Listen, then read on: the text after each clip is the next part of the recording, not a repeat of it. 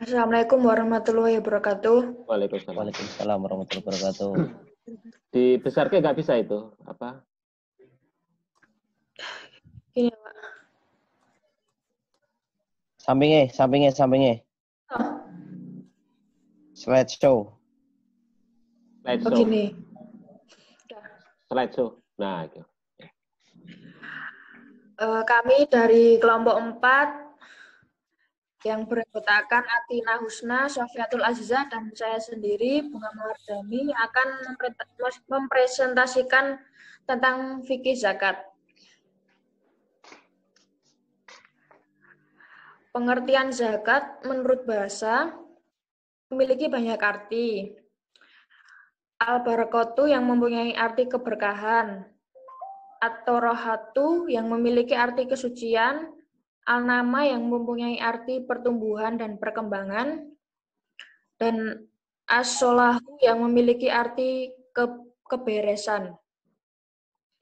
Kemudian dari segi istilah, zakat yaitu bagian dari harta dengan persyaratan tertentu yang Allah Subhanahu wa Ta'ala mewajibkan kepada pemiliknya untuk diserahkan kepada seseorang yang berhak menerimanya, dengan persyaratan tertentu pula.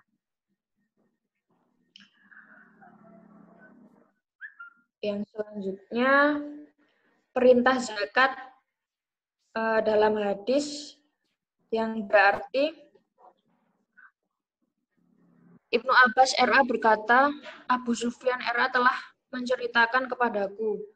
Lalu dia menceritakan hadis Nabi Shallallahu Alaihi Wasallam bahwa Nabi Shallallahu Alaihi Wasallam bersabda, kami diperintahkan untuk mendirikan sholat, menunaikan zakat, menyambung tali persaudaraan, dan menjaga kesucian diri. Hadis riwayat Bukhari. Kemudian dalam Al-Quran disebutkan, dan dirikanlah sembahyang, tunaikanlah zakat, dan taatlah kepada Rasul, supaya kamu diberi rahmat.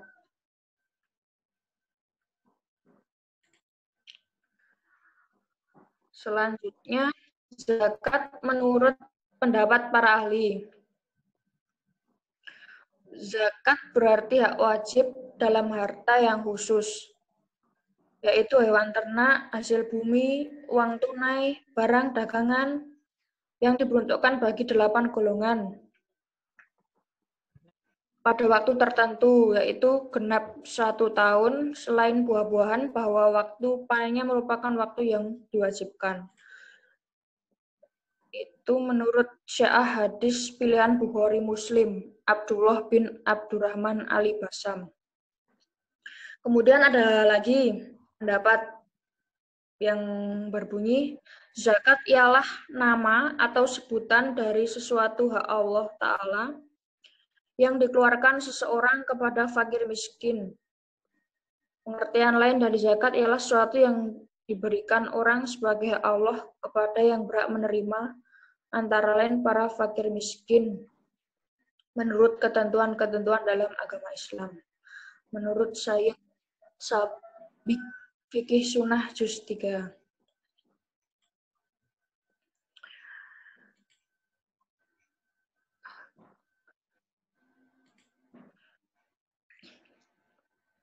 Kemudian rukun zakat.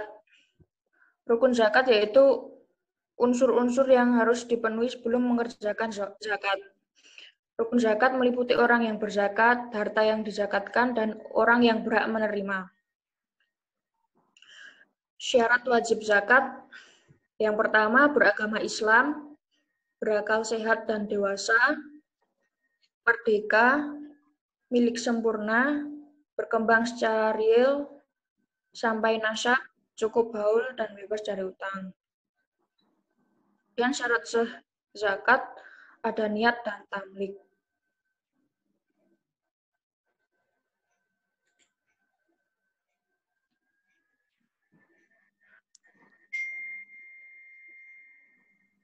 Zakat dibagi menjadi 2, yaitu zakat mal dan zakat fitrah. Zakat mal yaitu zakat yang berkaitan dengan kepemilikan harta tertentu dan memenuhi syarat tertentu. Kemudian zakat fitrah adalah zakat yang diperintahkan Nabi Muhammad kepada umat Islam pada tahun diwajibkan puasa Ramadan sampai hari terakhir bulan Ramadan sebelum sholat Idul Fitri.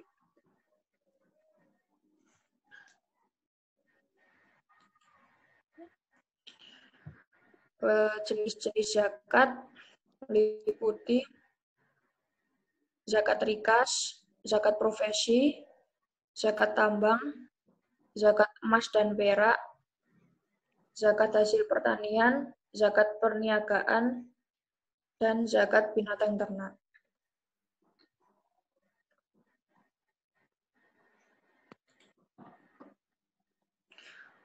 Kemudian yang selanjutnya orang yang berhak menerima zakat yaitu orang yang gharim, mu'alaf, orang miskin, orang fakir, amil zakat, riqab, dan fisabilillah.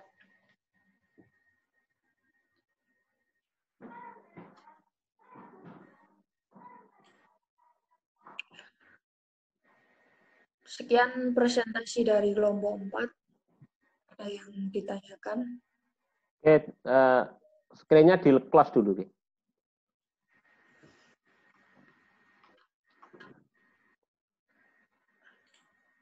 Udah, Pak. Oke, Angga, silakan. Pak izin menanyakan. Nomor berapa Mas Angga? 19.02.01.0029. 29. Yeah.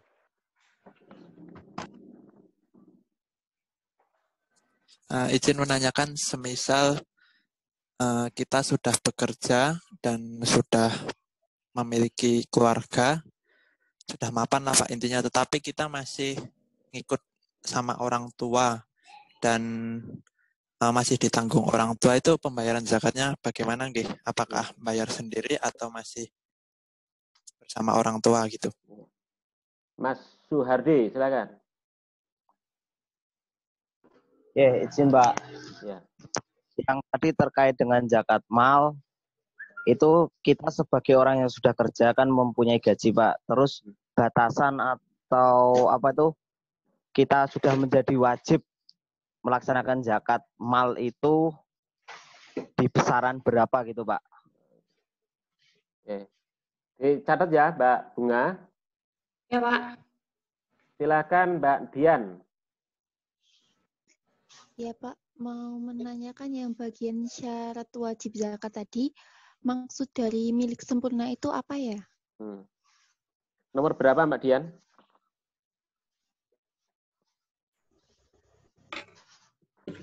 (115), betul? Iya Pak, 115. Oke. Yang lain? Ini. Saya Pak. Siapa? Setiawan Adi Nugroho. Adi Nugroho. Ya. Nomor berapa Mas? 90094. 94. Apakah ada akadnya ketika memberikan zakat kepada fakir miskin, Pak? Ada apa ya, Mas? Ada akadnya ketika memberikan zakat kepada fakir miskin.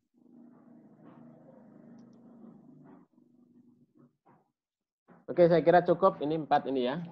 Silakan Mbak Bunga dan temannya, Sofia. Sofia sudah ada ini? Sofia. Sudah, Pak. Sudah. Kemudian. Sudah. Atina ada? Sudah. Sudah. Silakan.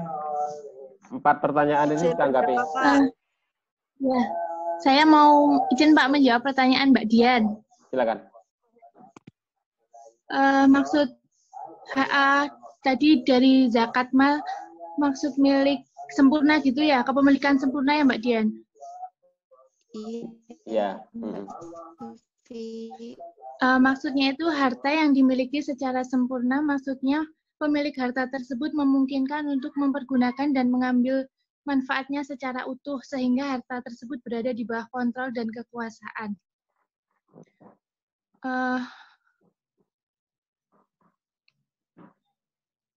Lalu, harta yang didapatkan itu melalui proses kepemilikan yang dibenarkan oleh syarat, seperti hasil usaha, perdagangan yang baik dan halal, harta warisan, pemberian negara atau orang lain wajib dikeluarkan zakatnya apabila sudah memenuhi syarat-syaratnya. Sedangkan harta yang diperoleh dengan cara yang haram, seperti mencuri,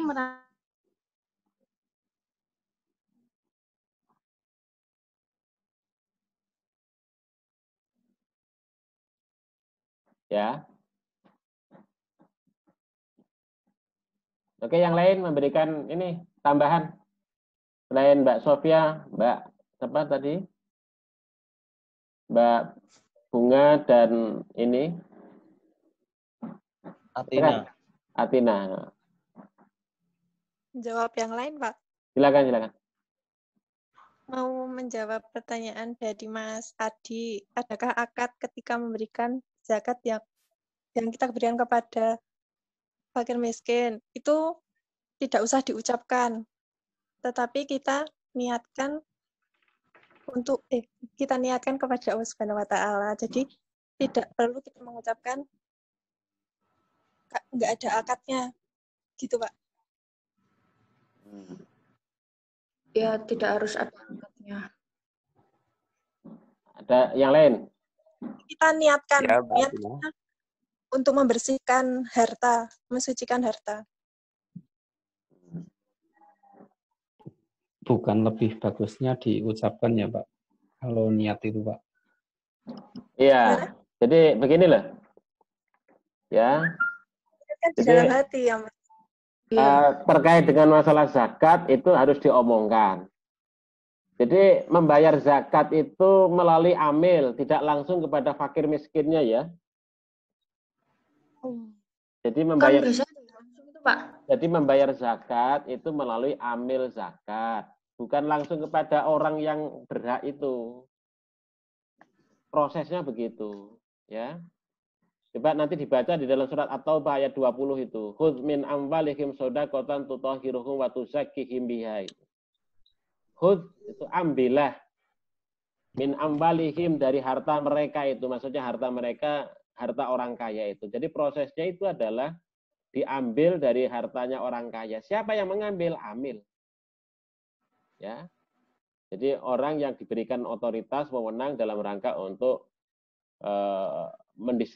mendistribusikan zakat itu kepada masyarakat, maksudnya fakir miskin itu.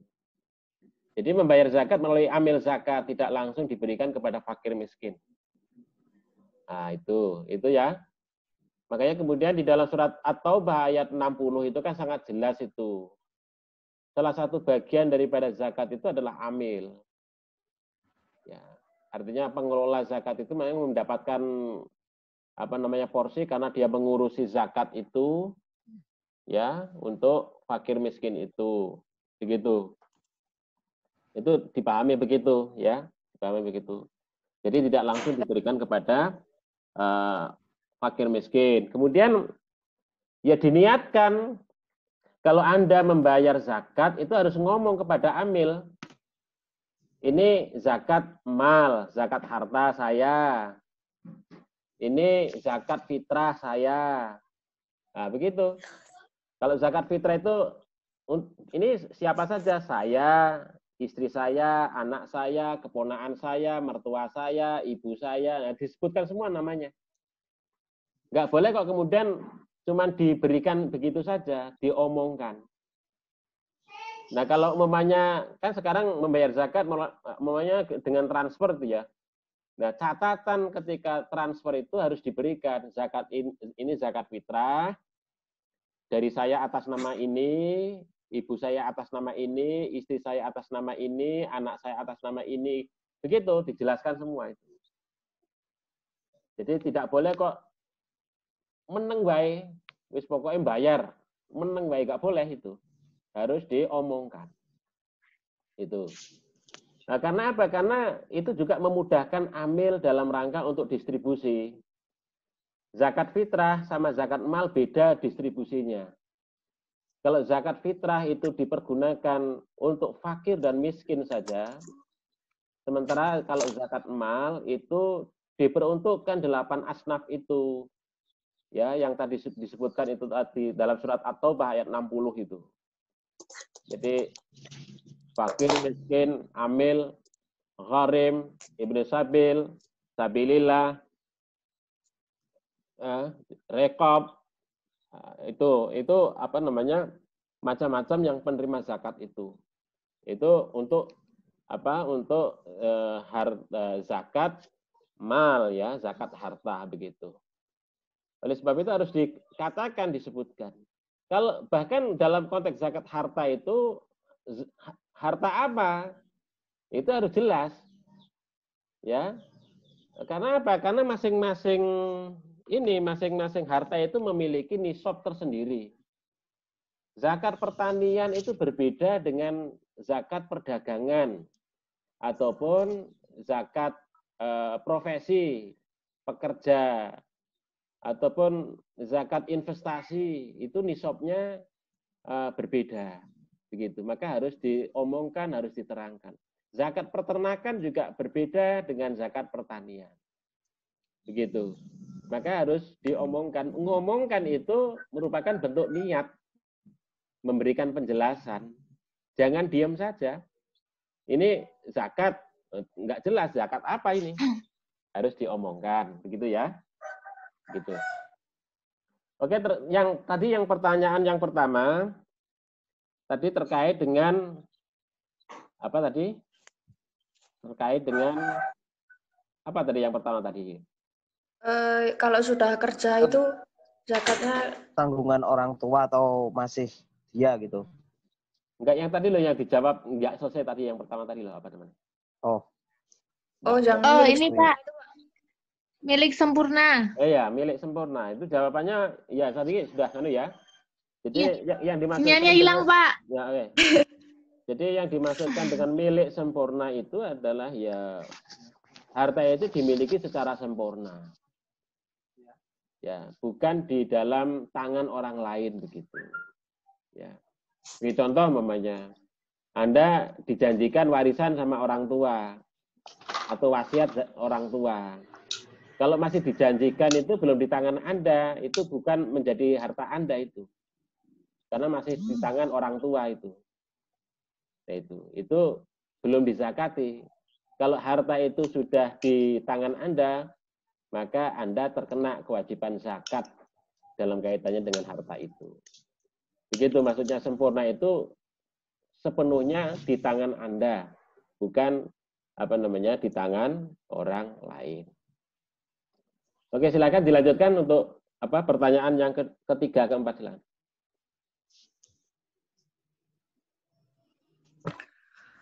Mau menjawab yang pertanyaan yang Mas Angga tadi, kalau masih ikut orang tua tapi udah kerja ya Mas ya? Iya.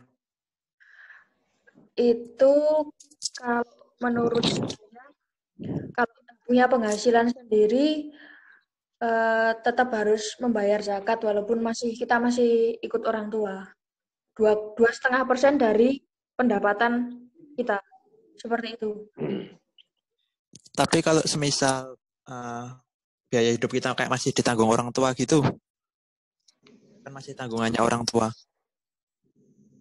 Ya, tapi kan kita tetap punya pendapatan loh, Mas. Ya. Ya, itu. Menurut saya tetap ada zakatnya. Itu zakat bayar sendiri harus. Zakat fitrah atau zakat harta itu? Itu zakat fitrah, Pak. Zakat fitrah. Ya, zakat fitrah itu dalam satu rumah itu siapa saja yang bayar nggak apa-apa. Bebas berarti nggih, Pak. Kamu membayarkan orang tua ya nggak apa-apa. Orang tua membayarkan kamu juga nggak apa-apa begitu. Membayar sendiri-sendiri juga tidak apa-apa. Semua gitu, Pak. Gitu, ya, jadi artinya bahwa orang yang di rumah itu untuk zakat fitrah, ya. Jadi orang yang di rumah itu harus membayar zakat apapun kondisinya, itu ya. Nanti umpamanya yang nanggung itu siapa, yang membayarkan itu siapa, terserah. Itu. Umpamanya anak kecil, itu yang bertanggung jawab adalah orang tuanya. Ya kan? Si bayi itu. Nah, karena apa? Karena yang namanya zakat fitrah itu berbeda dengan zakat harta. Zakat fitrah itu ketika lahir, ya, ketika lahir pada tanggal 29 Ramadan, tanggal 30 umpamanya sudah Idul Fitri, itu sudah terkena kewajiban zakat itu. Siapa yang menzakati itu? Ya orang tuanya. Begitu ya. Jadi kalau umpamanya Mas tadi ya, Mas Hadi ya tadi ya. Jadi Angga, Pak. Angga. Jadi ikut orang tua, orang tua ikut orang tua. Itu karena jenengan sudah mukallaf, sudah punya pekerjaan itu. Itu ya silahkan, mau dibayarkan oleh orang tua, nggih, silahkan, mau dibayarkan oleh Anda sendiri ya silahkan. Begitu. Yang penting bahwa masing-masing orang itu dalam rumah itu jangan sampai kok tidak membayar zakat. Zakat fitrah terutama begitu. Karena apa? Karena fungsi zakat fitrah itu dalam rangka untuk mensucikan diri, ya, jiwa masing-masing orang itu. Artinya melatih kepekaan dan kepedulian seseorang itu. Itu kan nilai spiritualnya begitu. Memang kecil sekali. Cuman berapa? Cuman 2,5 kilogram. Tapi manifestasi itu adalah dalam rangka untuk melatih Anda mengeluarkan apa yang Anda sukai, yang paling Anda butuhkan, yang paling Anda ya selama ini menjadi hal yang sangat penting dalam kehidupan Anda itu, kemudian Anda keluarkan itu. Maka bentuknya kan makanan pokok itu. Karena dimakan sehari-hari oleh kita sebagai manusia begitu. Itu manifestasi spiritualnya begitu. Maka kemudian ketika kita memiliki kekayaan, maka ada kewajiban yang lain, yaitu apa? Zakat mal. Nah itu kan, zakat mal. Kalau zakat mal itu kan nanti ada batasnya, batas nisab gitu ya. Nah itu. Nah ini tadi ada pertanyaan yang terakhir itu, silakan dijawab itu.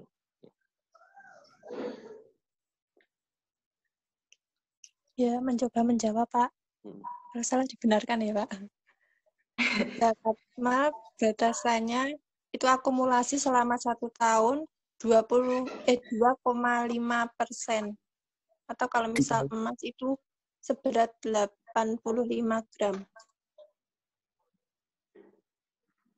Sedikit menambahkan, Pak, untuk pertanyaannya Mas Adi. Silakan, Mas Teguh.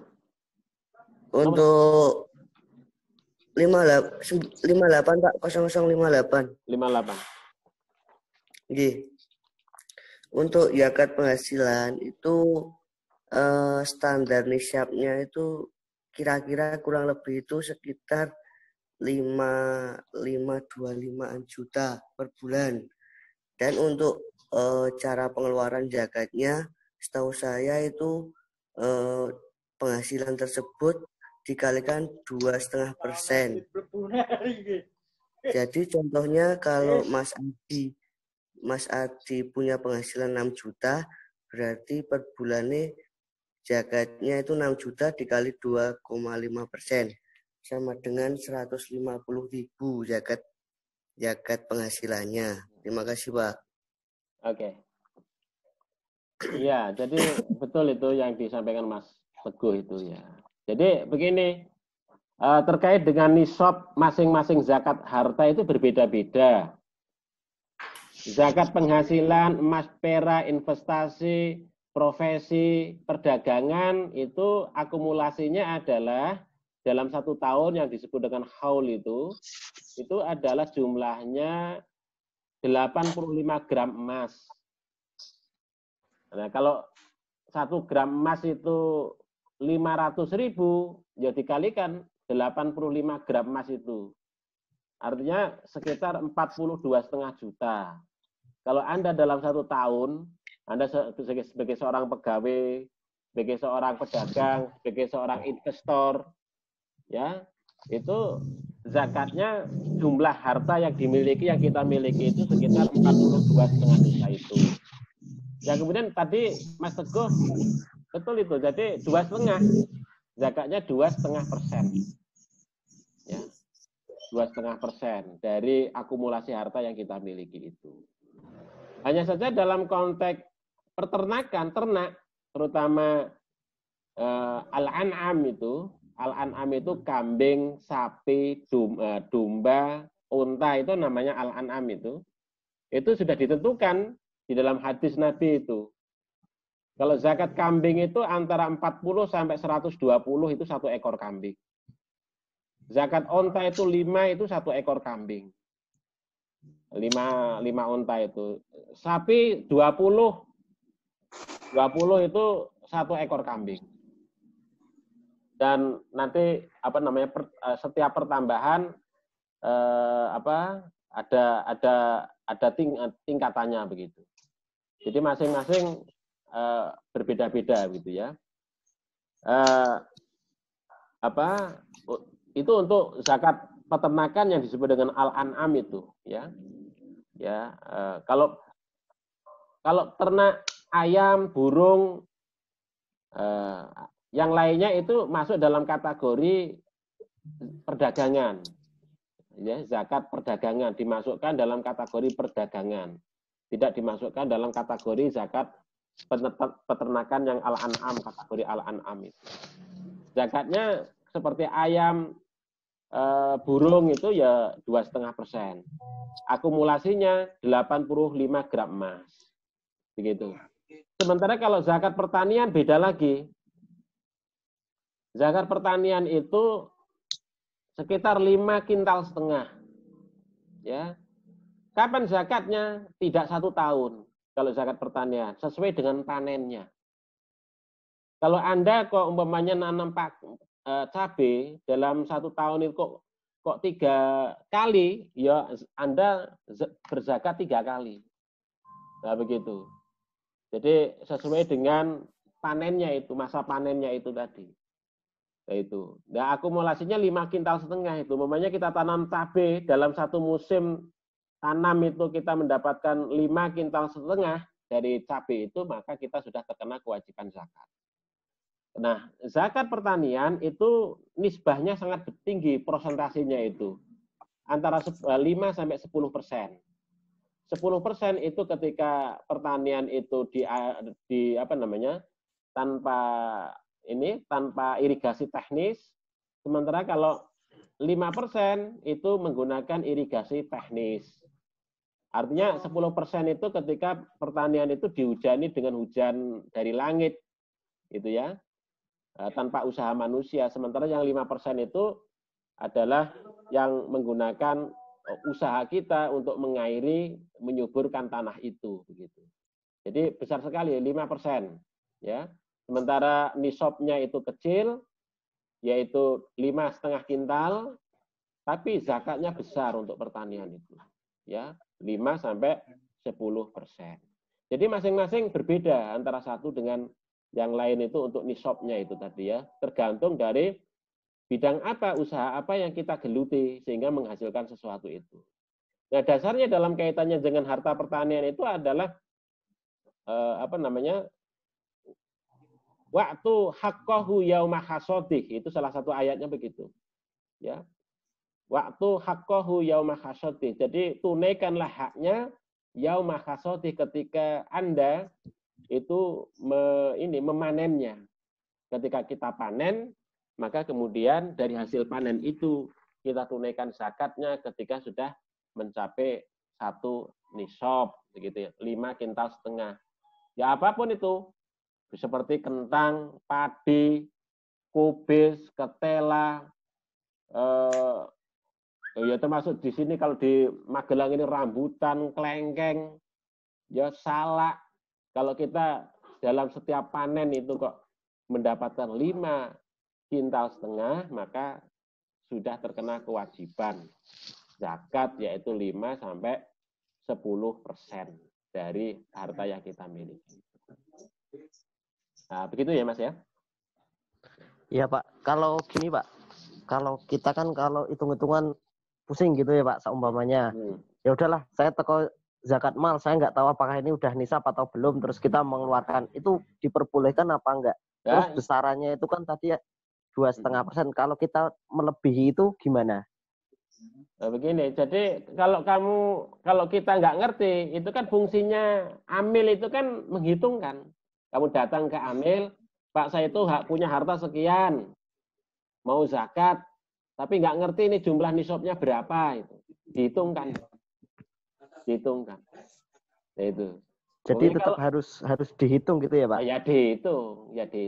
Kalau nggak dihitung, ya namanya zakat itu kan sekaligus untuk mengetahui pertambahan harta yang kita miliki setiap tahun. Fungsinya zakat itu begitu. Anda itu berzakat, bertambah enggak? Kalau tidak bertambah, berarti harta Anda enggak bertambah. Tapi kalau Anda itu bertambah harta Anda tiap tahun itu, maka zakatnya secara otomatis akan terus bertambah. Itu kan untuk mengetahui ini, kemampuan usaha kita, raca usaha kita dalam setiap tahun itu secara otomatis itu, maka dihitung di situ. Nah, begitu. Jadi harus dihitung betul. Kalau nggak mencapai 1 nisab, disarankan oleh amil biasanya dengan belum mencapai 1 nisab, monggo naik sodakoh, monggo. Biasanya begitu. Kalau mau sodakoh ya apa-apa, tapi bukan zakat. Zakat itu ada batasannya yang jelas dan tertentu itu. Kalau sudah mencapai itu wajib. Ya, kalau sampai tidak membayar kita termasuk orang yang kufur. Begitu. Makanya harus dihitung betul, kemudian ngerti betul, oh kita sudah nyampe betul ini ataukah belum begitu. Ya. Ayo. Oke. Terus kalau yang untuk zakat tadi Pak, yang penghasilan tadi, umpamanya kita itu kan dapat penghasilan 6 juta per bulan gitu ya Pak. Tapi yang harta yang tidak digunakan untuk kebutuhan kita itu cuma 2 juta. Apakah akumulasinya itu menggunakan yang 6 juta atau yang 2 juta Pak? 6 juta itu bruto, yang dikalikan 2,5 itu bruto. Jadinya yang brutonya ya Pak? Iya. Ya begini. Maksudnya kebutuhan yang kita gunakan untuk kebutuhan itu kebutuhan sehari-hari itu, makan minum itu loh. Iya. Bukan untuk kebutuhan membayar kredit motor, mobil begitu, bukan. Pokoknya Anda kok gaji Anda itu 6 juta itu kan, kredit mobil 4 juta setiap bulannya itu kan tinggal 2 juta itu kan. 2 juta diakumulasi dalam 1 tahun kan jadi nggak 42 sekian juta cuman. Artinya Anda nggak jadi bayar zakat itu. Ya kan? Jadi pakai yang bruto gitu ya Pak? Ya bruto itu ya, dikurangi dari makan itu. Makan itu 1 bulan kamu, istri, anak kamu itu menghabiskan berapa lah kira-kira. Itu. Makanan pokok itu. Nah itu. Jadi dikurangi itu. Dikurangi untuk makan itu. Kemudian yang lainnya, itu ngredit rumah, ngredit mobil, ngredit macam-macam itu masuk dalam kategori hitungan yang kemudian nanti diakumulasikan dalam bentuk penghasilan kita yang kemudian diakumulasi dalam bentuk penghasilan kita dalam 1 tahun. Gitu. Ya. Oke, saya kira begitu ya untuk pertemuan kita kali ini. Silakan ditutup, monggo.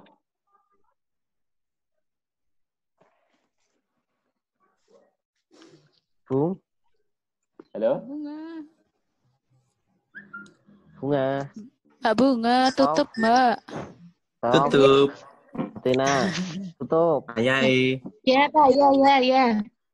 Sekian presentasi dari kelompok kami. Apabila ada salah kata, mohon maaf. Assalamualaikum warahmatullahi wabarakatuh. Waalaikumsalam warahmatullahi wabarakatuh.